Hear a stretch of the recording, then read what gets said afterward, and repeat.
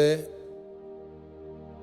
തെയ്യോസ് എന്ന ഈ വിശുദ്ധവാര ധ്യാനത്തിലേക്ക് നിങ്ങളെല്ലാവരെയും ഞാൻ ഹൃദയപൂർവ്വം സ്വാഗതം ചെയ്യുന്നു. ഇന്ന് സമാപന ദിവസം, പെസഹ വ്യാഴാഴ്ച. നമ്മൾ ധ്യാനിക്കുന്നത് നമ്മുടെ കർത്താവിൻ്റെ മരണവും ഉത്ഥാനവും നമ്മുടെ ജീവിതത്തിൽ ഉണ്ടാക്കേണ്ട യഥാർത്ഥ മാറ്റത്തെക്കുറിച്ച്. പ്രിയമുള്ളവരെ, ഈശോ കാൽവരിയിലെ കുരിശിൽ മരിക്കുന്നത് നമ്മെ രക്ഷിക്കുവാൻ വേണ്ടിയാണ് എന്ന സത്യം നാം തിരിച്ചറിയുമ്പോൾ, ആ രക്ഷയിൽ ഞാൻ പങ്കാളിയാകുന്നുവെങ്കിൽ മാത്രമേ, ആ രക്ഷ എൻ്റെ അവകാശമാക്കുമ്പോൾ മാത്രമാണ് ഈ കുരിശുമരണം എനിക്ക് പ്രസക്തമായി തീരുന്നത്. നാം ഇന്നലെ ധ്യാനിച്ചതുപോലെ ഈശോ കാല് കഴുകി കൂദാശകൾ സ്ഥാപിച്ച് വിശുദ്ധീകരിച്ച ദിനമാണ് പെസഹ വ്യാഴാഴ്ച. ഈശോ മനുഷ്യൻ്റെ പരിമിതികൾ, ബലഹീനതകൾ അറിയുന്നവനാണ്. അതുകൊണ്ട് തന്നെ അവനെ ബലപ്പെടുത്താൻ, നിരന്തരം ശക്തിപ്പെടുത്താൻ തൻ്റെ തിരുസാന്നിധ്യമായി കൂദാശകൾ അവന് നൽകുന്നു.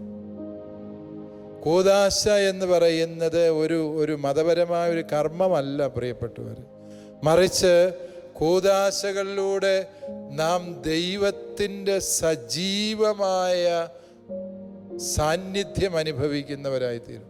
ദൈവം നമ്മോടുകൂടെ എന്നുള്ള ഇമ്മാനുവേൽ അനുഭവത്തിൽ നമ്മളെ സ്ഥിരീകരിക്കുന്നതാണ് ഓരോ കൂദാശയും എന്ന സത്യം ഓർക്കുക. പിതാവും പുത്രനും പരിശുദ്ധാത്മാവുമായ ത്രിയേക ദൈവം നമ്മിൽ വന്ന് നിറയുന്ന അനുഭവമാണ് കൂദാശകളുടെ അനുഭവം.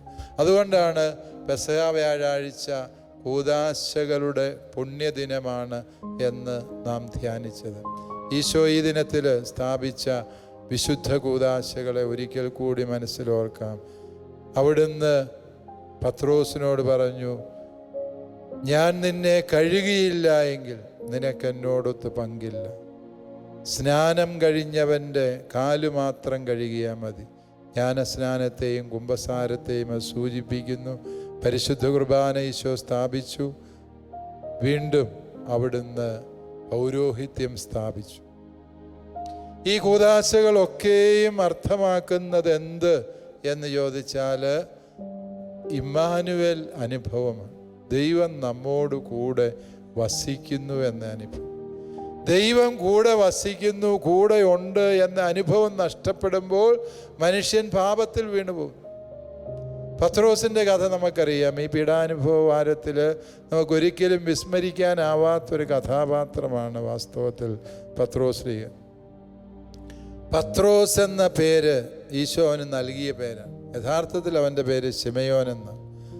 ഇളകുന്നവൻ, പതറുന്നവൻ, വീണുപോകുന്നവൻ എന്നൊക്കെയാണ് ശിമയോൻ എന്ന് പറഞ്ഞതിൻ്റെ അർത്ഥം.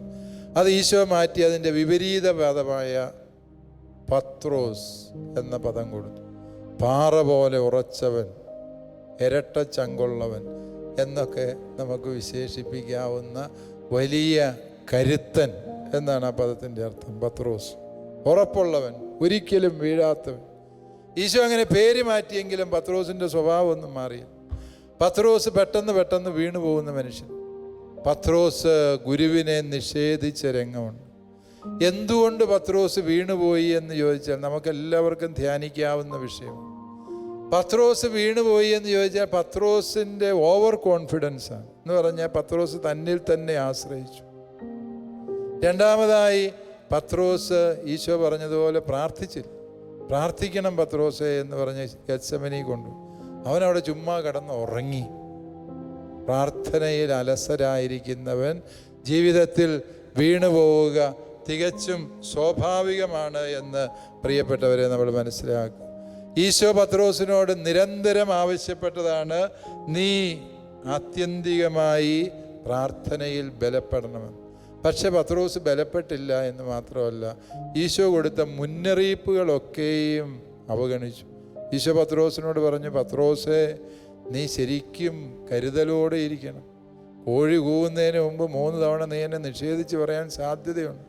പത്രോസ് പറഞ്ഞു, ആര് നിന്നെ നിഷേധിച്ചാലും ഞാൻ നിന്നെ നിഷേധിക്കുന്ന വിഷയമേ ഇല്ല. അങ്ങനെ ഒരു വിഷയം ഉണ്ടാകിയല്ലോ ഈശോ. പ്രിയപ്പെട്ടവരെ, സ്വന്തം കഴിവിൽ ആശ്രയിക്കുന്നവൻ്റെ വീഴ്ചയാണ് പത്രോസിൻ്റെ വീഴ്ച. വീണ്ടും പത്രോസിൻ്റെ വീഴ്ചയുടെ മറ്റൊരു കാര്യം എന്താ? പത്രോസ് ആ തീ കായാൻ വേണ്ടി കയ്യാപ്പാസിൻ്റെ അരമന മുറ്റത്ത് ആ നട്ടപ്പാതിര നേരത്ത് പോയിരിക്കേണ്ട വല്ല കാര്യം അവനുണ്ടോ? പ്രിയപ്പെട്ടവരെ, പാപം എന്ന് പറയുന്നത് നീ ഏത് കൂട്ടായ്മയിലായിരിക്കുന്നുവോ നീ ആരാണ് എന്ന് വ്യക്തമാക്കാം. നിന്റെ സുഹൃത്ത് ആരാന്ന് പറഞ്ഞാൽ നീ ആരാണെന്ന് പറയാം എന്നൊരു ചൊല്ലുണ്ടല്ലോ. എന്നതുപോലെയാണ്, നീ ഏത് കൂട്ടായ്മയിലാണോ ആയിരിക്കുക നിന്റെ സ്വഭാവം വ്യക്തമാണ്. നിന്നെ ദൈവം നിർത്തിയിടത്ത് നിർത്താതെ നീ ഓടിച്ചെന്ന് തീ കായാൻ വേണ്ടി ഈ കയ്യാപ്പാസിൻ്റെ അരമന മുറ്റത്ത് ജോലിക്കാരുടെ ഇടയിൽ ആയിരിക്കവേ നീ സ്വയം അപകടത്തിലാക്കുകയാണ്. പ്രിയപ്പെട്ടവരെ, വലിയ ഓർമ്മപ്പെടുത്തലാണ് ദൈവം തരിക. ഈശോയുടെ തിരുസാന്നിധ്യത്തിന് മുന്നിലായിരിക്കുന്നവൻ സുരക്ഷിതനാണ്. നാം കർത്താവിനെ മറന്ന്, ദൈവം നിർത്തിയ സ്ഥലങ്ങൾ മറന്ന് അനാവശ്യമായ കൂട്ടായ്മകളിലും സൗഹൃദ വലയങ്ങളിലും പെടുമ്പോൾ പാപത്തിൻ്റെ കെണിയിൽപ്പെടും. മനുഷ്യ, നീ കൂട്ടാഗ്രഹിക്കുന്നവനാണ്, നിനക്ക് സൗഹൃദം ഇഷ്ടമാണ്, നീ ആരുടെയെങ്കിലുമൊക്കെ തണലിലും സ്നേഹവലയത്തിലും ആയിരിക്കാൻ കൊതിക്കുന്നവനാണ് എന്ന് അറിയാവുന്നത് കൊണ്ടാണ് ദൈവമായ കർത്താവ് നിനക്ക് വേണ്ടി കൂദാശകൾ സ്ഥാപിച്ചത്. നിന്നെ സ്നേഹിക്കാൻ, നിന്നെ തൻ്റെ കരവലയത്തിൻ്റെ ആശ്ലേഷത്തിൽ നിലനിർത്തുവാൻ, നിന്നെ സ്നേഹചുംബനങ്ങൾ കൊണ്ട് മൂടാൻ, നീ പ്രിയപ്പെട്ടവനും ബഹുമാന്യനും അമൂല്യനുമാണ് എന്ന് നിരന്തരം ഓർമ്മിപ്പിച്ച് നിൻ്റെ ആത്മബലം വർദ്ധിപ്പിക്കുവാനാണ് ഈശോ പരിശുദ്ധ കുർബാനയിൽ നമ്മോടൊത്തായിരിക്കും. അതുകൊണ്ട് ഈ പെസഹ വ്യാഴാഴ്ച നാം ധ്യാനിക്കേണ്ട ആദ്യത്തെ കൂദാശ പരിശുദ്ധ കുർബാനയാണ് എന്ന് ഞാൻ പറയാതെ നിങ്ങൾക്കറിയാം. പരിശുദ്ധ കുർബാനയെ സ്നേഹിച്ച് പരിശുദ്ധ കുർബാനയാകാനുള്ള വിളിയാണ് ഈ പെസഹ വ്യാഴാഴ്ച നമുക്ക് തരുന്നത്. ആദിമസഭയിൽ ഒരു വലിയ പ്രശ്നമുണ്ടായിരുന്നു. ഈശോ ഉദ്ധാനം ചെയ്തു, സ്വർഗത്തിലേക്ക് കയറിപ്പോയി. ഈശോ ഉടനെ വരുമെന്നാണ് അവർ വിചാരിച്ചുകൊണ്ട്, ഉടനെ ഇപ്പം വരും. അതുകൊണ്ട് അവർ എല്ലാം വിറ്റ് പെറുക്കി. ഇപ്പം ലോകാവസാനം ഉടനെ വരും, യുഗാന്ത്യം സംഭവിക്കും, ഈശോ പെട്ടെന്ന് വരും. അതുകൊണ്ട് എല്ലാവരും വിറ്റ് പെറുക്കി സമ്പത്തെല്ലാം പങ്കുവെച്ച് ഒന്നുമില്ലാത്തവരെ പോലെ ജീവിച്ചു. കുറേ കഴിഞ്ഞിട്ട് ഈശോ വന്നില്ല. ആദ്യത്തെ തലമുറ കഴിഞ്ഞു, രണ്ടാം തലമുറ കഴിഞ്ഞു, ഈശോ വരുന്നില്ല. അപ്പോൾ ഈ സുവിശേഷമൊക്കെ നുണയാണോ? ആളുകൾ പയ്യെ സംശയിക്കാൻ തുടങ്ങി. അങ്ങനെ സംശയിച്ചു തുടങ്ങിയപ്പോൾ പൗലോസ് ശ്ലീഹ വളരെ കൃത്യമായ ഉത്തരം കൊടുത്തു. പൗലോസ് കൊടുത്ത ഉത്തരം ഇതാണ്: ഈശോയുടെ രണ്ടാം വരവ് എന്നത് ഒരു സങ്കല്പമല്ല എന്ന് നിങ്ങൾ മനസ്സിലാക്കണം പ്രിയപ്പെട്ടവരെ. താൻ ഒറ്റിക്കൊടുക്കപ്പെട്ട രാത്രിയിൽ അവൻ അപ്പമെടുത്ത് ആശീർവദിച്ച് മുറിച്ച് ശിഷ്യർക്ക് കൊടുത്തുകൊണ്ട് അരുളി ചെയ്തു, ഇതെൻ്റെ ശരീരമാണ്, നിങ്ങൾ വാങ്ങി ഭക്ഷിക്കുവിൻ. ഇതെൻ്റെ രക്തമാണ്, നിങ്ങൾ വാങ്ങി പാനം ചെയ്യുവിൻ. അവൻ്റെ രണ്ടാമത്തെ ആഗമനം വരെയും നാം ഈ ശരീരത്തിൽ നിന്ന് ഭക്ഷിച്ച് രക്തത്തിൽ നിന്ന് പാനം ചെയ്ത് അവൻ്റെ സാന്നിധ്യം അനുഭവിക്കുകയാണ്. ശ്ലീഹ കൊടുക്കുന്നത് ഒരു വലിയ പ്രതിസന്ധിക്കുള്ള ഉത്തരമാണ്. ഈശോ എപ്പോഴാണ് വരുന്നത് എന്ന് വ്യഗ്രതപ്പെട്ട് മുകളിലോട്ട് നോക്കിയിരുന്ന ജനത്തോട് പറഞ്ഞു, അല്ല ദൈവജനമേ, നാം നോക്കേണ്ടത് കർത്താവിൻ്റെ വിശുദ്ധ ബലിവേദിയായ അൾത്താരയിലേക്കാണ്. അവിടെ എല്ലാ ദിവസവും അവൻ വരുന്നുണ്ട്. അൾത്താരയിൽ മാത്രമല്ല, അവൻ എല്ലാ ദിവസവും നിൻ്റെ ഹൃദയത്തിലേക്കും വരുന്നു. യുഗാന്ത്യത്തിൽ വരാനിരിക്കുന്നവൻ യുഗാന്ത്യം സത്യമാണ് എന്ന് ബോധ്യപ്പെടുത്താൻ, അവൻ്റെ രണ്ടാം വരവിനോളം സത്യമായത് മറ്റൊന്നുമില്ല എന്ന് ബോധ്യപ്പെടുത്താൻ ഓരോ ദിനവും പരിശുദ്ധ കുർബാനയായി അവൻ നമ്മുടെ ഉള്ളിലേക്ക് വരുന്നു. മാറാനാത്ത കർത്താവേ വന്നാലും എന്ന ദൈവജനത്തിൻ്റെ പ്രാർത്ഥനയ്ക്ക് ദൈവം കൊടുക്കുന്ന ഉത്തരമാണ് പരിശുദ്ധ കുർബാന എന്ന സത്യമോർക്ക്. പരിശുദ്ധ കുർബാന ദൈവം നമ്മോടൊത്ത് വസിക്കുന്നു. അവൻ നമ്മുടെ രക്ഷകനാണ്, അവൻ നമ്മുടെ സങ്കടങ്ങൾക്കുള്ള ഉത്തരമാണ് എന്ന ബോധ്യത്തിലേക്ക് കടന്നു വരാൻ നമുക്ക് ആഗ്രഹിക്കാം, പ്രാർത്ഥിക്കാം. പരിശുദ്ധ കുർബാനയുടെ ഈ പുണ്യദിനത്തിൽ നിങ്ങൾക്കെല്ലാവർക്കും ദിവ്യകാരുണ്യ ഭക്തിയുടെ കൃപ കിട്ടാൻ വേണ്ടി നമുക്കൊരുമിച്ച് പ്രാർത്ഥിക്കാം. കാരണം പ്രിയപ്പെട്ടവരെ, പരിശുദ്ധ കുർബാനയെ സ്നേഹിക്കാനുള്ള വരം കിട്ടിയാൽ പിന്നെ നമ്മൾ ക്രിസ്തീയതയിൽ വളർന്നു എന്നാണ് അർത്ഥം. പരിശുദ്ധ കുർബാനയുടെ മുമ്പിലിരുന്ന് ഈശോയെ നോക്കിയിരിക്കുമ്പോൾ ഉള്ളിൻ്റെ ഉള്ളിൽ സന്തോഷം തോന്നിത്തുടങ്ങിയെങ്കിൽ നീ ആത്മീയമായി വളരാൻ തുടങ്ങിയെന്നർത്ഥം. പരിശുദ്ധ കുർബാനയുടെ മുമ്പിൽ പോയിരിക്കുമ്പോൾ വേഗം എഴുന്നേറ്റ് പോകണമെന്നാണ്, ഇത് എന്നതാണ്, ചുമ്മാ നേരം കളയാൻ വേണ്ടി വന്നിരിക്കുന്നു, ഇത് വലിയതാണെന്ന് ഈശോ സത്യമായി എഴുന്നള്ളിയിരിക്കുന്നു എന്നൊക്കെ പറഞ്ഞിട്ട് ഇവിടെ ഇരുന്നിട്ട് ഒന്നും തോന്നുന്നില്ലല്ലോ എന്നൊക്കെയുള്ള ചിന്തയാണ് നമ്മളെ ഭാരപ്പെടുത്തുന്നത് എങ്കിൽ നിരാശപ്പെടരുത്, അവിടെ ഇരിക്കുക.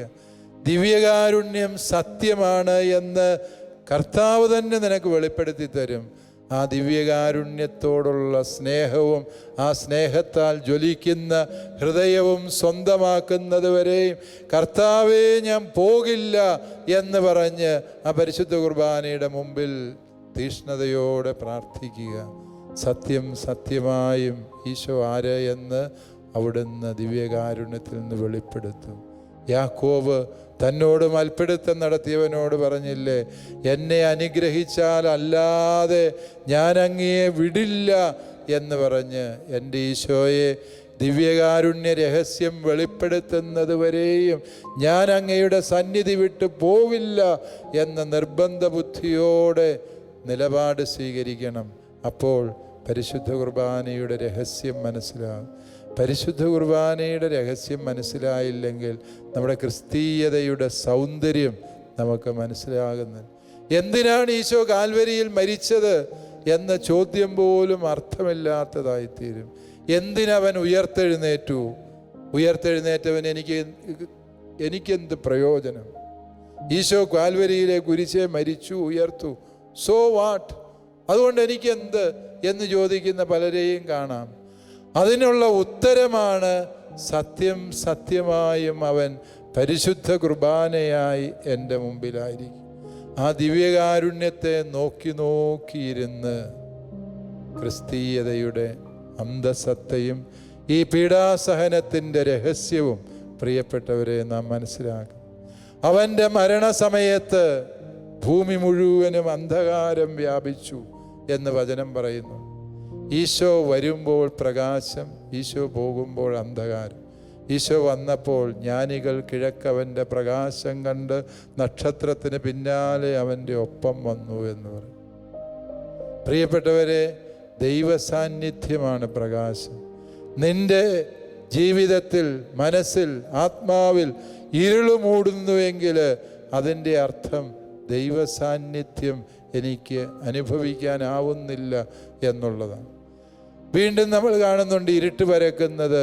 ദൈവം കൈവിട്ട ഈജിപ്തിൽ 3 രാവും 3 പകലും ഇരുട്ട് പരക്കുന്നത് നമ്മൾ ശ്രദ്ധിക്കുന്നു.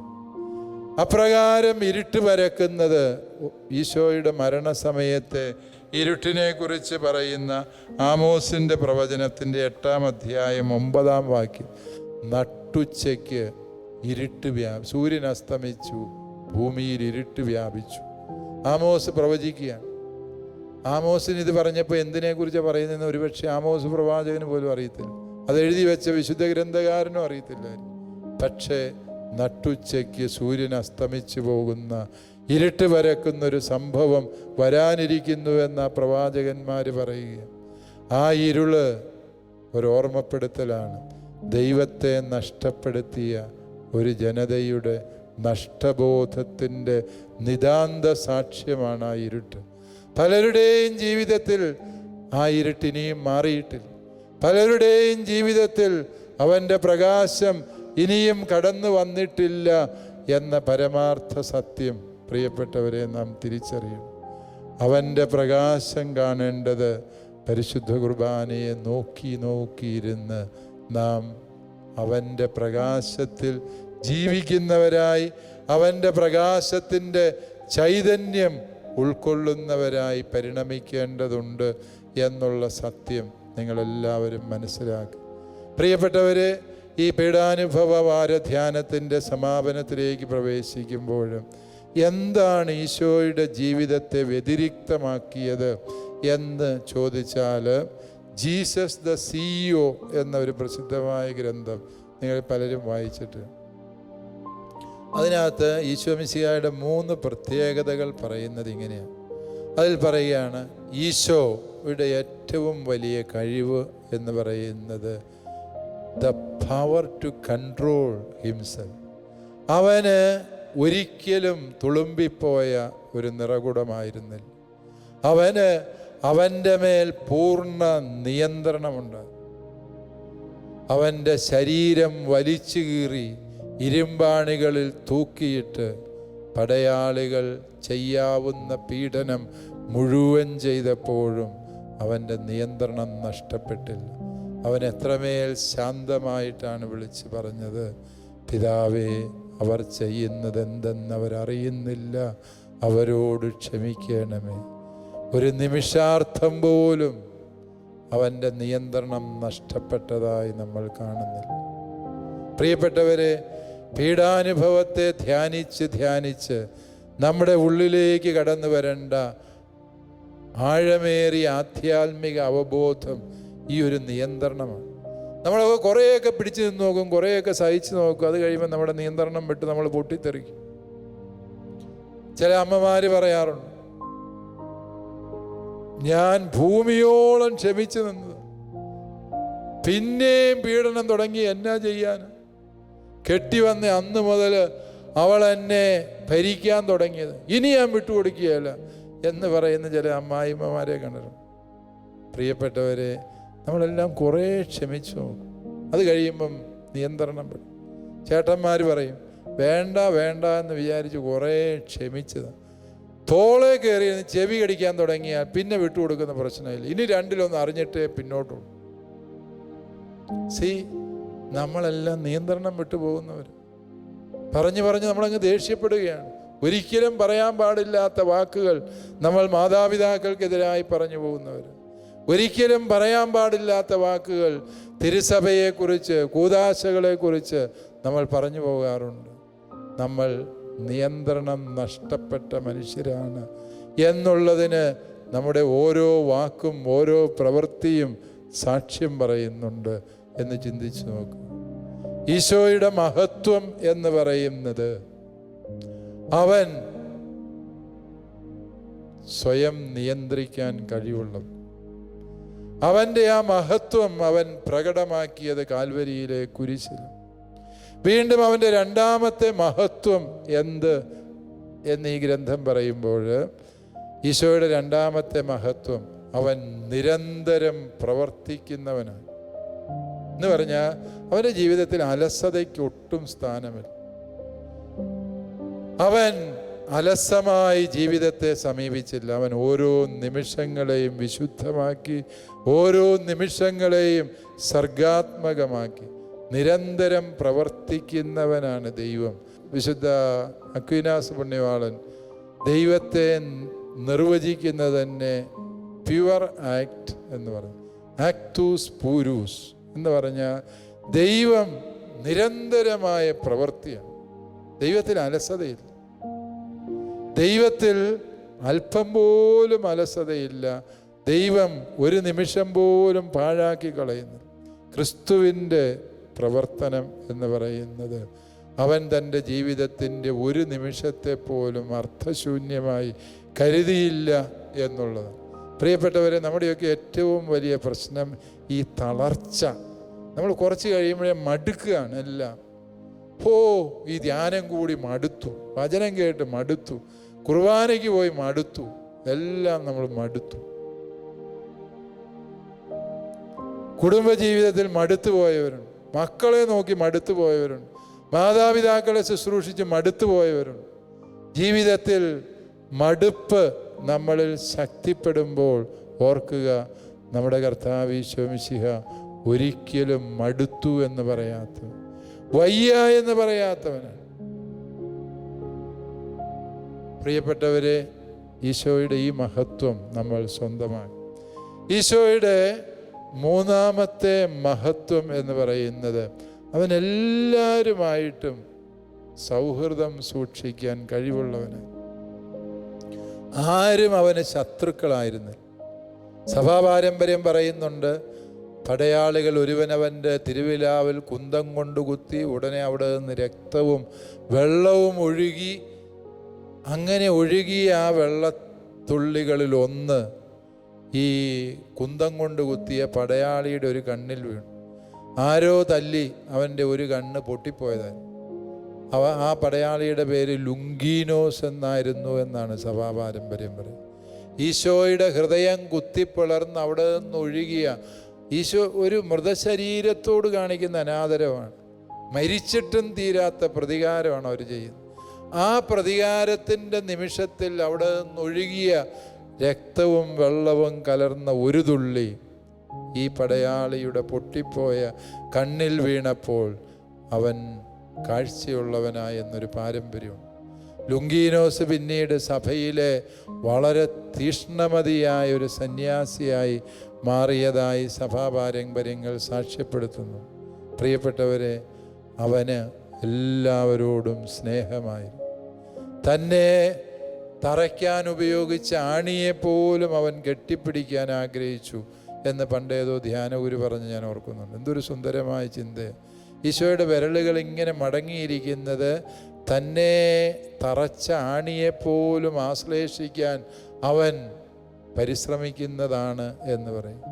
കാൽവരിയിൽ അവൻ കുരിശ് കൈ ഇത്രയും വിരിച്ചു പിടിച്ചിരിക്കുന്നത് ഞാൻ നിന്നെ ഇത്രമാത്രം സ്നേഹിക്കുന്നു എന്ന് പറയാൻ വേണ്ടിയാണ് എന്ന് ഫുൾട്ടൻ ഷീൻ പറഞ്ഞത് സത്യമാണ്. ഈശോയ്ക്ക് എല്ലാവരെയും ഇഷ്ടമാണ്. എല്ലാവരോടുമുള്ള ഇഷ്ടത്തിൽ അനുദിനം വളരാൻ ഈശോ മിശിഹ നമ്മളോട് ആഹ്വാനം ചെയ്യുക. പ്രിയപ്പെട്ടവരെ, ക്രൂശിതനായ കർത്താവിൻ്റെ ഈ 3 സവിശേഷമായ കഴിവുകൾ സ്വയം നിയന്ത്രിക്കാൻ, നിരന്തരം പ്രവർത്തിക്കാൻ, സർവരെയും സ്നേഹിക്കാൻ, അവൻ്റെ ഹൃദയത്തിൽ ഇടമില്ലാത്തവരാരുമില്ലായിരുന്നു എന്ന പരമാർത്ഥമായ സത്യം ഗ്രഹിക്കാൻ നമുക്ക് ഇടവരട്ടെ. അപ്രകാരം നമ്മൾ തീഷ്ണതയോടെ പ്രാർത്ഥിക്കുമ്പോൾ ഈശോയുടെ ഉത്ഥാനത്തിൻ്റെ മഹത്വത്തിൽ നമ്മളും പങ്കാളികളായി തീരും എന്നത് സത്യമാണ്. ഈശോയുടെ ഉത്ഥാനം ക്രിസ്തീയതയുടെ അന്തസത്തയം. അതാണ് ശ്ലീഹ കൊറിന്തോസുകാർക്ക് എഴുതിയ 1-ാം ലേഖനം 15-ാം അധ്യായത്തിൻ്റെ 23 മുതലുള്ള വാക്യങ്ങളിൽ ഈശോയുടെ ഉത്ഥാനവും നമ്മുടെ ഉത്ഥാനവും തമ്മിൽ ബന്ധിപ്പിച്ചുകൊണ്ടാണ് അപ്പസ്തോലൻ സംസാരിക്കുക. അവിടെ അദ്ദേഹം പറഞ്ഞു വയ്ക്കുകയാണ്, ഈശോ ഉയർത്തില്ല എങ്കിൽ ഞങ്ങളുടെ വിശ്വാസം വ്യർത്ഥം, നിങ്ങളുടെ പ്രസംഗം വ്യർത്ഥം. ഈശോ ഉയർത്തില്ലായിരുന്നെങ്കിൽ ഈ തെയ്യോസ് ധ്യാനം വെറും പാഴ്വേലയാണ്. ഈശോ ഉയർത്തില്ല എങ്കിൽ ഈ ശാലോൺ ടെലിവിഷൻ നെറ്റ്വർക്ക് തന്നെ യൂസ്ലെസ് ആയിരുന്നു. ഈശോ ഉയർത്തില്ലായിരുന്നെങ്കിൽ നമ്മുടെ സർവ്വ പള്ളിയും നമുക്ക് അടച്ച് വീട്ടിൽ പോകാമായിരുന്നു. ഈശോ ഉയർത്തില്ലായിരുന്നെങ്കിൽ പൗരോഹിത്യത്തിന് വേണ്ടി ജീവിതം സമർപ്പിച്ച ഞാൻ ഒരു പാഴ്വേലയായി പരിഗണിക്കപ്പെടുമായിരുന്നു. അതാണ് ശ്രീയ പറഞ്ഞത്. ഈശോ ഉയർത്തില്ലായിരുന്നെങ്കിൽ നിങ്ങളുടെ വിശ്വാസം വ്യർത്ഥമാണ്, ഞങ്ങളുടെ പ്രസംഗവും വ്യർത്ഥമാണ്, എല്ലാം വ്യർത്ഥം. എല്ലാത്തിനും അർത്ഥം കൊടുക്കുന്നത് മരണത്തെ തോൽപ്പിച്ച് തിന്മയെ പരാജയപ്പെടുത്തി പിശാചിനെ വിജയിച്ച് നമ്മുടെ കർത്താവ് ഈശോ മിശിഹ നമ്മളോടൊത്തുണ്ട് എന്നുള്ളത് തന്നെയാണ്. ആ ഒരു വിജയത്തിൻ്റെ ഭാഗമാകണമെങ്കിൽ പ്രിയപ്പെട്ടവരെ, നമുക്കും വേണം ആത്മനിയന്ത്രണത്തിൻ്റെ പാഠങ്ങൾ. നമുക്കും വേണം മടികൂടാതെ അധ്വാനിക്കാനുള്ള മനസ്സ്. നമുക്കും വേണം സർവർക്കും ഇടം കൊടുക്കാൻ തക്ക വിധം വിശാലമായൊരു ഹൃദയം. ദൈവം നിങ്ങളെ സമൃദ്ധമായി അനുഗ്രഹിക്കട്ടെ എന്ന് പ്രാർത്ഥിക്കുന്നു.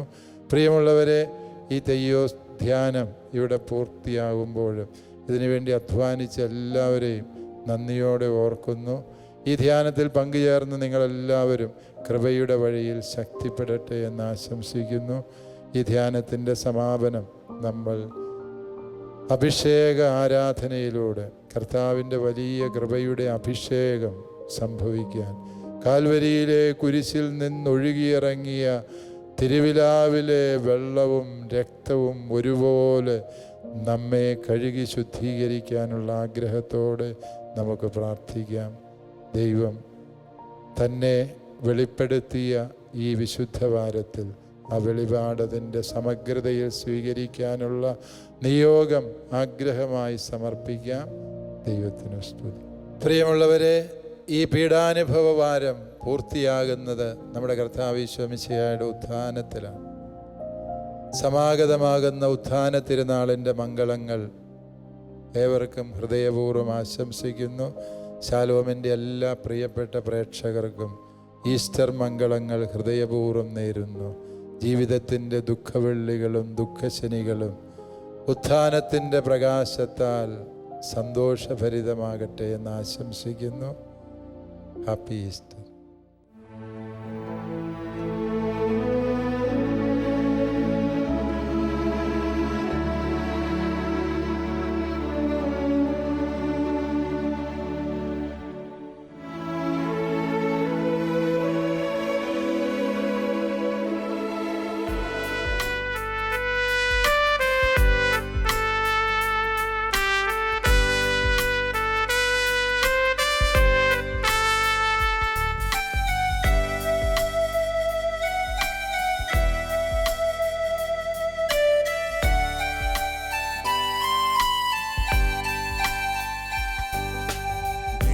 കുഞ്ഞാടേ ആത്മനാഥനെ അങ്ങേ ഞങ്ങൾ ആരാധിക്കുന്നു. കൊല്ലപ്പെട്ടവനെ ജീവനാഥനെ അങ്ങേ ഞങ്ങൾ ആരാധിക്കുന്നു.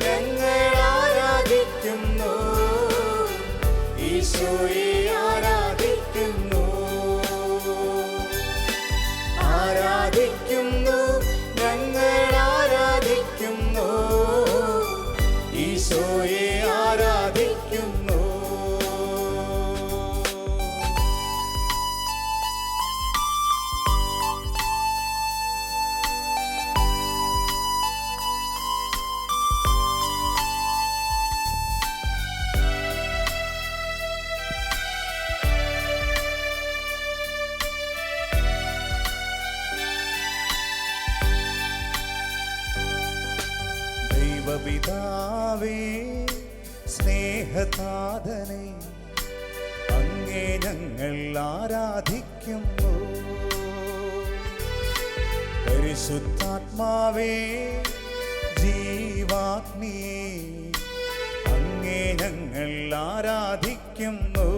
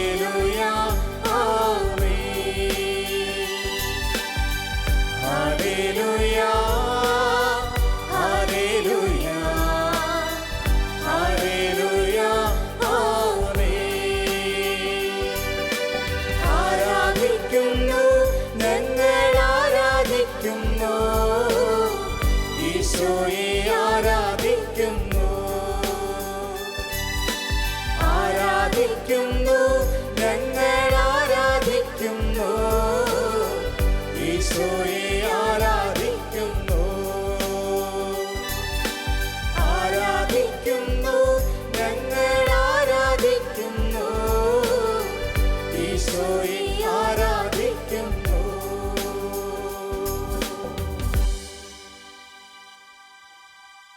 മനുഷ്യ മക്കളോടുകൂടെ നിരന്തരം വസിക്കുവാൻ ആഗ്രഹിച്ചുകൊണ്ട് പരിശുദ്ധ കുർബാന സ്ഥാപിച്ച് ഞങ്ങളുടെ മധ്യയായിരിക്കുന്ന പരിശുദ്ധ പരമ ദിവ്യകാരുണ്യത്തിന് എന്നേരവും ആരാധനയും സ്തുതിയും പുകഴ്ചയും ഉണ്ടായിരിക്കട്ടെ. ശിഷ്യന്മാരുടെ പാദങ്ങൾ കഴുകിക്കൊണ്ട് സ്നേഹത്തിൻ്റെ പുതിയ പ്രമാണം ഞങ്ങൾക്ക് പകർന്നു നൽകിയ പരിശുദ്ധ പരമ ദിവ്യകാരുണ്യത്തിന് എന്നേരവും ആരാധനയും സ്തുതിയും പുകഴ്ചയും ഉണ്ടായിരിക്കട്ടെ. പൗരോഹിത്യവും കൂദാശകളും സ്ഥാപിച്ചുകൊണ്ട് നിരന്തരം അഭിഷേകമായി ഞങ്ങളുടെ കൂടെയായിരിക്കുന്ന പരിശുദ്ധ പരമ ദിവ്യകാരുണ്യത്തിന് എന്നേരവും ആരാധനയും സ്തുതിയും പുകഴ്ചയും ഉണ്ടായിരിക്കട്ടെ. യെശയ്യാ പ്രവാചകന്റെ പുസ്തകം 49 അധ്യായം 15 തിരുവചനം. മുല കുടിക്കുന്ന കുഞ്ഞിനെ അമ്മയ്ക്ക് മറക്കാനാകുമോ? പെറ്റമ്മ തൻ്റെ കുഞ്ഞിനോട് കരുണ കാണിക്കാതിരിക്കുമോ? അമ്മ തൻ്റെ കുഞ്ഞിനെ മറന്നാലും ഞാൻ നിന്നെ മറക്കുകയില്ല എന്നരുൾ ചെയ്തുകൊണ്ട് വ്യക്തിപരമായ സ്നേഹത്തോട് നമ്മെ ചേർത്ത് നിർത്തുന്ന ദിവ്യകാരുണ്യനാഥൻ്റെ മുൻപിൽ ആരാധനാ മനോഭാവത്തോടുകൂടെ നമുക്ക് ഈ നിമിഷമായിരിക്കാം. ജെറമ്യാ പ്രവാചകന്റെ പുസ്തകം 1 അധ്യായം 4 തിരുവചനം. അമ്മയുടെ ഉരുവാകുന്നതിന് മുൻപ് തന്നെ നമുക്ക് രൂപവും ഭാവവും നൽകി സ്വന്തമാക്കിയ തമ്പുരാൻ്റെ സ്നേഹത്തിൻ്റെ മുൻപിൽ ഈ പെസഹയുടെ ദിനത്തിൽ നമ്മുടെ ഉള്ളും നമുക്കുള്ളതും പൊന്നുതമ്പുരാൻ്റെ പൊൻകരങ്ങളിലേക്ക് സമ്പൂർണ്ണമായി സമർപ്പിച്ചുകൊണ്ട് ഏറ്റവും ആരാധനാ മനോഭാവത്തോടുകൂടെ ആയിരിക്കാം. പെസഹായുടെ ആത്മീയ നിറവിൽ നാം ആയിരിക്കുമ്പോൾ തമ്പുരാൻ്റെ വ്യക്തിപരമായ സ്നേഹമാവോളം ആസ്വദിച്ചുകൊണ്ട് ലോകാവസാനത്തോളം നമ്മോടുകൂടെ വസിക്കുവാൻ ആഗ്രഹിച്ച പരിശുദ്ധ കുർബാന സ്ഥാപിച്ചുകൊണ്ട് സ്നേഹത്തിൻ്റെ പുതിയ പ്രമാണം നൽകുവാൻ ശിഷ്യ സമൂഹത്തിൻ്റെ പാദങ്ങൾ കഴുകിക്കൊണ്ട് പൗരോഹിത്യം സ്ഥാപിച്ച് നമ്മെ അനുഗ്രഹിച്ച പരമകാരുണ്യവാനായ ദിവ്യകാരുണ്യനാഥൻ്റെ മുൻപിൽ നമ്മുടെ എല്ലാ ആഗ്രഹങ്ങളും നിയോഗങ്ങളും സമർപ്പിച്ചുകൊണ്ട് ഇരു കൈകളും യാചനാ രൂപത്തിൽ പിടിച്ചുകൊണ്ട് നമുക്കും അവിടുത്തെ സ്വതന്ത്രമായി സ്തുതിച്ച് ഈ വിശുദ്ധ നിമിഷം മഹത്വപ്പെടുത്താം. യേശുവേ, ഞങ്ങൾ അങ്ങയെ സ്തുതിക്കുന്നു. യേശുവേ നന്ദി, യേശുവേ നന്ദി. Hallelujah, hallelujah, hallelujah, hallelujah, hallelujah, hallelujah. ഈശോയെ, അങ്ങയുടെ വചനത്താൽ ഞങ്ങളെ വിശുദ്ധീകരിക്കണമേ. അങ്ങയുടെ സൗഖ്യദായകമായ കൃപയാൽ ഞങ്ങളെ നിറയ്ക്കണമേ. ഈശോയെ, അങ്ങയുടെ അരൂപിയാൽ ഈ നിമിഷം ഞങ്ങളെ നയിക്കണമേ. കർത്താവെ, കടന്നു വന്ന് ഞങ്ങളെ വിശുദ്ധീകരിച്ച് അഭിഷേകത്താൽ സമ്പന്നമാക്കണമേ. യേശുവേ നന്ദി, യേശുവേ സ്തുതി. Hallelujah, hallelujah, hallelujah. പ്രിയമുള്ളവരെ, ഈ പെസഹാ ദിനത്തിൻ്റെ വിശുദ്ധ നിമിഷങ്ങളിൽ സർവമനുഷ്യ മനസ്സുകളും സ്വർഗത്തിലും ഭൂമിയിലും ആരാധനാ മനോഭാവത്തോടുകൂടെ നിലകൊള്ളുകയാണ്. സൃഷ്ടപ്രപഞ്ചം മുഴുവനും തൃത്വൈക ദൈവത്തിൻ്റെ മുൻപിൽ ആരാധനാ മനോഭാവത്തോട് നിലകൊള്ളുന്ന ഈ വിശുദ്ധ നിമിഷം സ്വർഗവാസികളോട് ചേർന്ന്, ഭൂവാസികളോട് ചേർന്ന്, സൃഷ്ടപ്രപഞ്ചത്തോട് ചേർന്ന് നമുക്കും ദിവ്യകാരുണ്യനാഥൻ്റെ മുൻപിൽ ആരാധനാ മനോഭാവത്തോടുകൂടെ നിലകൊണ്ടുകൊണ്ട് ദൈവപിതാവേ, അങ്ങേ ഞങ്ങൾ ആരാധന ഗാനം ആലപിച്ചുകൊണ്ട് തൃത്വൈക ദൈവത്തെ മഹത്വപ്പെടുത്താം.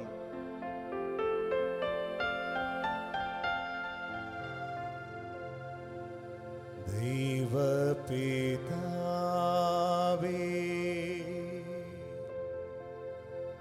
അങ്ങയെ ഞാൻ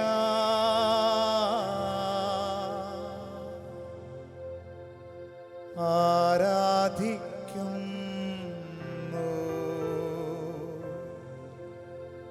സ്തുതിക്കുന്നു.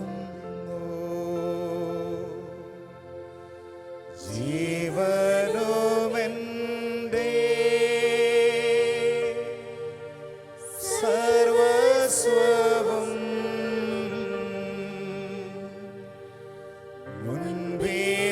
മുൻപിലണച്ച് കുമ്പിടുന്നു.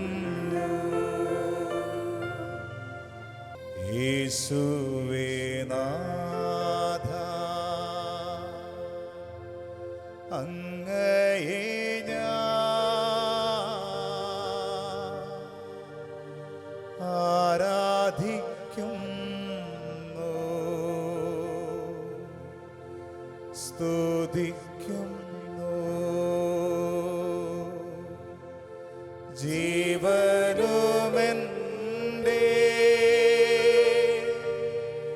സർവസ്വവും മുൻപിലണച്ച്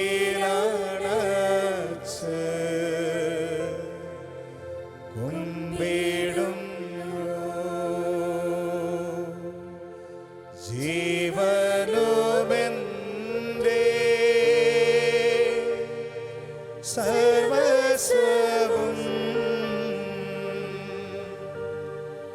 മുൻപിലണച്ച്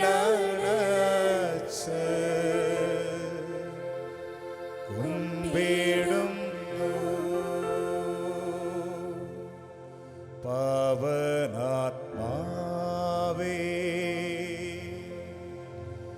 അങ്ങയെ ഞാൻ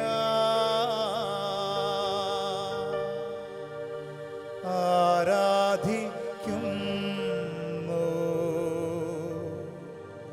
സ്തുതിക്കുന്നു. ജീവനുമെൻ്റെ സർവസ്വവും മുൻപിലണച്ച്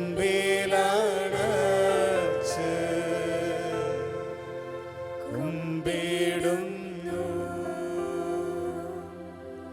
ജീവനുമെൻ്റെ സർവസ്വവും മുൻപിലണച്ച്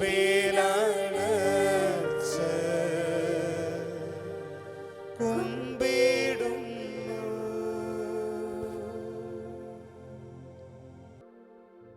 ദിവ്യകാരുണ്യ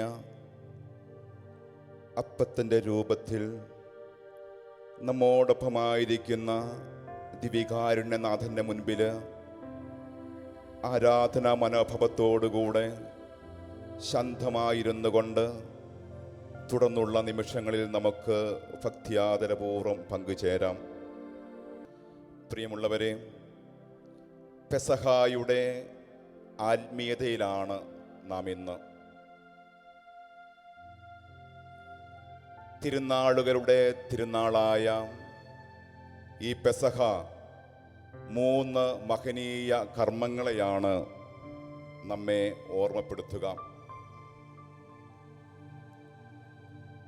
സ്നേഹത്തിൻ്റെ പുതിയ പ്രമാണവുമായി പാദം കഴുകൽ ശുശ്രൂഷ, പരിശുദ്ധ കുർബാനയുടെ സ്ഥാപനം, പരിശുദ്ധ കുർബാന പരികർമ്മം ചെയ്യുവാൻ പൗരോഹിത്യ സ്ഥാപനം. പഴയ നിയമ പെസഹ കടന്നുപോകലാണ് എങ്കിൽ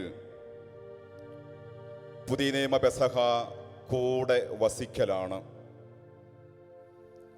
പഴയ നിയമത്തിൽ ദൂതൻ ഇസ്രായേൽ ഭവനങ്ങളെ കടന്നുപോയെങ്കിൽ പുതിയ നിയമത്തിൽ ദൂതനെ അയച്ചവൻ ഹൃദയങ്ങളിലേക്ക് അപ്പത്തിൻ്റെ രൂപത്തിൽ വന്ന് കൂടെ വസിക്കുകയാണ്. ഈ പെസഹ ദിനാചരണത്തിൽ ദിവ്യകാരുണ്യനാഥൻ്റെ മുൻപിൽ ആരാധനാ മനോഭാവത്തോടുകൂടെ നിലനിൽക്കുമ്പോൾ ഈ പെസഹ നമുക്ക് നൽകുന്ന ഒന്നാമത്തെ ദിവ്യമായ ചൈതന്യം മിനിമം സ്നേഹത്തിൽ നിന്നും മാക്സിമം സ്നേഹത്തിലേക്ക് രൂപപ്പെടുക എന്നുള്ളതാണ്. നമുക്കറിയാം, ജീവിതം വിജയിച്ചവർ മാക്സിമം നേടിയിട്ടുള്ളവരാണ്. പരീക്ഷ എഴുതുന്ന കുട്ടി മാക്സിമം മാർക്ക് നേടുമ്പോഴാണ് ഒന്നാമത് എത്തുക. പാദം കഴുകൽ ശുശ്രൂഷയിൽ വെളിപ്പെടുന്നത് പിതാവായ ദൈവത്തിന് രക്ഷാകരമായ ഈ സ്നേഹം അഥവാ ദൈവസ്നേഹത്തിൻ്റെ അനന്തമായ മാക്സിമം സ്നേഹമാണ്. യോഹന്നാന്റെ സുവിശേഷം 3-ാം അധ്യായം 16-ാം തിരുവചനം തൻ്റെ ഏകജാത നൽകുവാൻ തക്ക വിധം അത്രമാത്രം നമ്മെ സ്നേഹിച്ച ദൈവപിതാവിൻ്റെ സ്നേഹമാണ്. ഇവിടെ പരമാവധി സ്നേഹം ദൈവം നമ്മിലേക്ക് ഒഴുക്കുകയാണ്. പിതാവായ ദൈവത്തിൻ്റെ പരമാവധി സ്നേഹം അനുഭവിക്കുകയും ആസ്വദിക്കുകയും ചെയ്ത പുത്രൻ തമ്പുരാനും ഈ സ്നേഹത്തിൻ്റെ മാക്സിമം നമുക്ക് പകരുകയാണ്. യോഹന്നാന്റെ സുവിശേഷം 15-ാം അധ്യായം 13-ാം തിരുവചനം, സ്നേഹിതർക്കു വേണ്ടി ജീവൻ ബലികർപ്പിക്കുന്നതിനേക്കാൾ വലിയ സ്നേഹമില്ല എന്ന് അരുൾ ചെയ്തുകൊണ്ട് അത് ജീവിതത്തിലൂടെ പകർന്നുകൊണ്ട് പിതാവായ ദൈവത്തിൽ നിന്നും സാംശീകരിച്ച സ്നേഹം പുത്രൻ തമ്പുരാനും മാക്സിമത്തിൽ നമുക്ക് പകരുകയാണ്. ദൈവപിതാവിൻ്റെയും ദൈവപുത്രൻ്റെയും പരമാവധി സ്നേഹം സ്വീകരിച്ച നാമും ദൈവത്തിനും മനുഷ്യർക്കും ഈ പരമാവധി സ്നേഹം നൽകുക എന്നുള്ളതാണ് പെസഹ വ്യാഴം നമുക്ക് നൽകുന്ന പ്രഥമവും പ്രധാനവുമായ സന്ദേശമെന്ന് നമുക്ക് തിരിച്ചറിയാം. ഏറ്റവും പ്രധാനമായ കൽപ്പന ഏതാണ് എന്ന ചോദ്യത്തിന് യേശു നൽകുന്ന മറുപടിയും മറ്റൊന്നല്ല. മർക്കോസിന്റെ സുവിശേഷം 12-ാം അധ്യായം 29-ാം തിരുവചനം, പരമാവധി സ്നേഹം നൽകുക. പാദം കഴുകിയതിനു ശേഷം യേശു ശിഷ്യന്മാർക്ക് നൽകുന്ന കൽപ്പന, നിങ്ങളുടെ ഗുരുവും കർത്താവുമായ ഞാൻ നിങ്ങളുടെ പാദങ്ങൾ കഴുകിയെങ്കിൽ നിങ്ങളും പരസ്പരം പാദങ്ങൾ കഴുകുവാൻ കടപ്പെട്ടിരിക്കുന്നു എന്നുള്ളതാണ്. മിനിമം സ്നേഹത്തിൽ ഒതുങ്ങാതെ മാക്സിമം സ്നേഹത്തിലേക്ക് രൂപപ്പെട്ടുകൊണ്ട് നമ്മുടെ ശിഷ്ട ക്രൈസ്തവ സാന്നിധ്യങ്ങളെ കൂടുതൽ കൃപയുടെ സാന്നിധ്യമാക്കി മാറ്റുവാനുള്ള ക്ഷണമാണ് ഈ പെസഹ നാളിൽ ഈശോ നമ്മെ ഓർമ്മപ്പെടുത്തുക. ഈ വലിയ സ്നേഹനിർവൃതിയിൽ നാം ആയിരിക്കുമ്പോൾ ജീവിത പങ്കാളിക്ക് മുൻപിൽ, മാതാപിതാക്കൾക്ക് മുൻപിൽ, കുഞ്ഞുങ്ങൾക്ക് മുൻപിൽ, നമ്മെ കണ്ടുമുട്ടുന്നവർക്കും നാം കണ്ടുമുട്ടുന്നവർക്കും പരമാവധി സ്നേഹം നൽകിക്കൊണ്ട്, അത് ക്ഷമയുടെ സ്നേഹമാകട്ടെ, ശുശ്രൂഷയുടെ സ്നേഹമാകട്ടെ, ചേർത്ത് നിർത്തലിൻ്റെ സ്നേഹമാകട്ടെ, പങ്കുവെക്കലിൻ്റെ സ്നേഹമാകട്ടെ, നേതൃത്വം നൽകുന്ന സ്നേഹമാകട്ടെ, വ്യത്യസ്ത രൂപങ്ങളിലും ഭാവങ്ങളിലും കടന്നു വരുന്ന ഈ സ്നേഹത്തിൻ്റെ ഭാവങ്ങൾ വൈയക്തിക ജീവിതത്തിലും ഭാര്യാഭർത്തൃബന്ധങ്ങളിലും കുടുംബജീവിതം നൽകിക്കൊണ്ട് നമ്മുടെ ക്രൈസ്തവ സാന്നിധ്യങ്ങളെ നന്മയുടെ, വിശുദ്ധിയുടെ, കൃപയുടെ നിറവുള്ള സാന്നിധ്യമാക്കി മാറ്റുവാൻ ഈ പെസഹ നാളിൽ നമുക്ക് പ്രതിജ്ഞാബദ്ധരാകാം. നമുക്ക് കണ്ണുകൾ അടച്ച് നമ്മുടെ ഉള്ളും നമുക്കുള്ളതും തമ്പുരാൻ്റെ പാദത്തിന് മുമ്പിൽ സമർപ്പിച്ചുകൊണ്ട് നമ്മളുടെ ജീവിതത്തെ കൂടുതൽ കൃപയിൽ നിറവുള്ളതാക്കി മാറ്റുവാൻ നമുക്ക് ദിവ്യകാരുണ്യ നായകനെ എന്ന ഗാനം ആലപിച്ചുകൊണ്ട് ദിവ്യകാരുണ്യ നാഥന്റെ സ്നേഹത്താൽ ഈ നിമിഷം നിറയാം.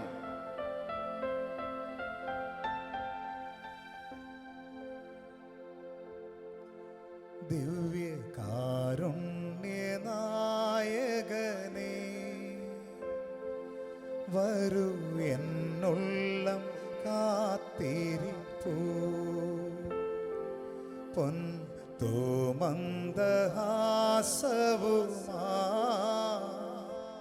വിണ്ണിൻ വാതിൽ തുറന്നു വരൂ.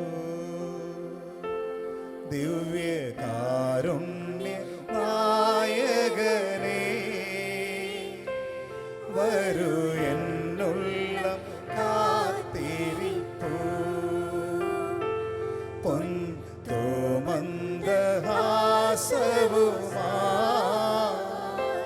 വിണ്ണിൻ വാതിൽ തുറന്നു വരൂ. കുമ്പിടുന്നു ഞങ്ങളിതാ ദിവ്യനായക സവിധേ, കുമ്പിടുന്നു ഞങ്ങളിതാ ദിവ്യനായക സവിധേ ദിവ്യകാരുണ്യ നായകനേ വരൂ എന്നുള്ളം കാത്തിരിപ്പൂ പൊന്തോമന്ത ആസവുമായി വിണ്ണിൻ വാതിൽ തുറന്നു വരൂ എൻ്റെ ആത്മത്തിൽ ഇല്ലായ്മയും എൻ്റെ അകതാരിൽ വല്ലായ്മയും എൻ്റെ ആത്മത്തിൽ ഇല്ലായ്മയും എൻ്റെ അകതാരിൽ വല്ലായ്മയും സർവമേശുവേ മറന്നെന്നിൽ വാഴാൻ നിന്നാഗമം എന്തു ഭാഗ്യമേ സർവമേശുവേ മറന്നെന്നിൽ വാഴാൻ നിന്നാഗമം എന്തു ഭാഗ്യമേ കുമ്പിടുന്നു ഞങ്ങളിതാ ദിവ്യനായക സവിധേ കുമ്പിടുന്നു ഞങ്ങളിതാ ദിവ്യനായക സവിധേ.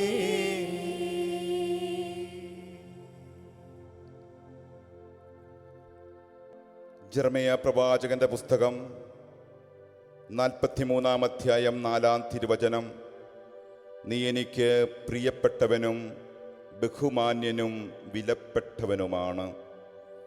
ഇത്രമേൽ കരുണയോടും കരുതലോടും കൂടെ നമ്മെ പരിപാലിക്കുന്ന ദിവികാരുണ്യ നാഥൻ്റെ ശബ്ദത്തിലേക്ക് നമുക്ക് ഇരുകരങ്ങളും വിടർത്തിപ്പിടിച്ചുകൊണ്ട് നമ്മുടെ ഉള്ളും നമുക്കുള്ളതും സമ്പൂർണമായി സമർപ്പിച്ചുകൊണ്ട് അവിടുത്തെ കൃപയാൽ നമ്മളെ നിറയ്ക്കണമേ എന്ന്, അവിടുത്തെ വചനത്താൽ നമ്മെ സൗഖ്യപ്പെടുത്തണമേ എന്ന്, അവിടുത്തെ അരൂപിയാൽ നമ്മെ നിറയ്ക്കണമേ എന്ന്, അവിടുത്തെ കൃപകളാൽ നമ്മുടെ എല്ലാ അസ്വസ്ഥതകളിൽ നിന്നും ദുഃഖ ദുരിതങ്ങളിൽ നിന്നും ഈ പെസഹാ ദിനത്തിൻ്റെ നന്മകൾ നമ്മളിലേക്ക് വർഷിച്ച് നമ്മെ നിറയ്ക്കണമേ എന്ന് ആഗ്രഹിച്ചുകൊണ്ട് നമുക്ക് കരമുയർത്തി സ്വരമുയർത്തി സ്വതന്ത്രമായി ഒരിക്കൽ കൂടി അവിടുത്തെ സ്തുതിച്ചു മഹത്വപ്പെടുത്താം.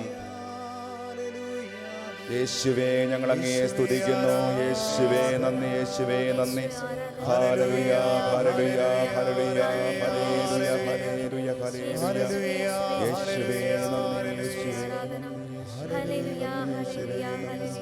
യേശുവേ സ്തുതി സ്തുതി സ്തുതി. പ്രിയമുള്ളവരെ, ക്ഷാളനത്തിൽ നിന്നും സ്നാനത്തിലേക്കുള്ള യാത്രയുടെ പേരാണ് പെസഹ. ഒറ്റിക്കൊടുക്കുകയും തള്ളിപ്പറയുകയും ചെയ്യുന്ന ഇടർച്ചകളെ യേശുവിനറിയാമായിരുന്നു. അതുകൊണ്ട് തന്നെയാണ് ഒരു ക്ഷാളനത്തിൻ്റെയോ സ്നാനത്തിൻ്റെയോ കർമ്മവിധികളിലല്ലാതെ വിരുന്നിൻ്റെ വെള്ളയങ്കി അണിയാൻ ആകൂവെന്ന് യേശു ശഠിച്ചത്. അതുകൊണ്ട് വിരുന്നിൽ പങ്കുചേരുവാൻ ആഗ്രഹിക്കുന്ന, വിശുദ്ധ കുർബാനയിൽ ജീവിതത്തെ കൂടുതൽ നിറവുള്ളതാക്കി മാറ്റാൻ ആഗ്രഹിക്കുന്ന നമുക്ക് ഓരോരുത്തർക്കും ഈ സ്നാനത്തിലൂടെ കടന്നുപോയിക്കൊണ്ട് നമ്മുടെ ജീവിതത്തെ കൂടുതൽ വിശുദ്ധീകരിച്ചുകൊണ്ട് കഴിഞ്ഞകാല ജീവിതത്തിൻ്റെ കുറവുകളെ എല്ലാം നാഥൻ്റെ മുന്നിൽ ഇറക്കി വെച്ചുകൊണ്ട് പീഡാസഹനത്തിലൂടെ കടന്നുപോയ യേശുവിൻ്റെ കുരിശിൻ്റെ വഴിയിലൂടെ നമ്മുടെ ശിഷ്ട തീർത്ഥയാത്രയെ ചേർത്ത് പിടിച്ചുകൊണ്ട് ഉത്ഥാന അനുഭവത്തിനായി നമുക്കും ദാഹിക്കാം. ഈശോയുടെ ഉത്ഥാന അനുഭവത്തിൽ പങ്കുചേരത്തക്ക വിധം നമ്മുടെ ശിഷ്ട ക്രൈസ്തവ സാന്നിധ്യങ്ങളെ ബലപ്പെടുത്തുവാനുള്ള വലിയ കൃപ ആഗ്രഹിച്ചുകൊണ്ടും പ്രാർത്ഥിച്ചുകൊണ്ടും നമുക്ക് ഈശോയുടെ ആശീർവാദത്തിനായി തുടർന്നുള്ള വിശുദ്ധ നിമിഷങ്ങളിൽ ഒരുങ്ങാം.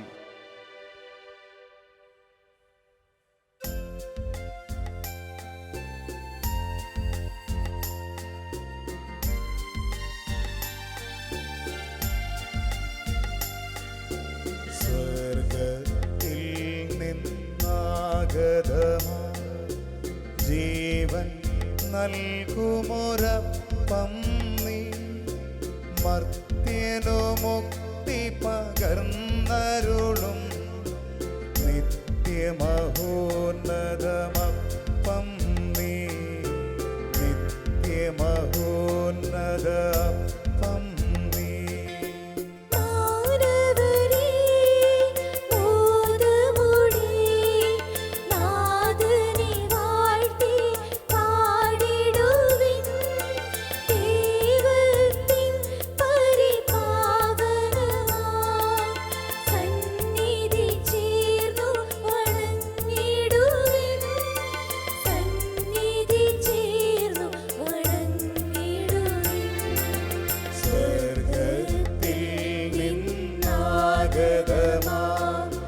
ജീവൻ നൽകുമൊരപ്പം നീ, മർത്യനു മുക്തി പകർന്നരുളും നിത്യമഹോന്നതമപ്പം നീ, നിത്യമഹോന്നതമപ്പം നീ. പരിശുദ്ധ ശരീരത്താലും വിലയേറിയ രക്തത്താലും പാപത്തിൻ കറകളിൽ നിന്നും മധ്യനു നീ മോചനമേകി. സകലേശ ദിവ്യകടാക്ഷം തൂഗണമേ വത്സല സുതരേ, നിർമ്മലരായി ജീവിച്ചിടുവാൻ ചിന്തണമേ ദിവ്യവരങ്ങൾ.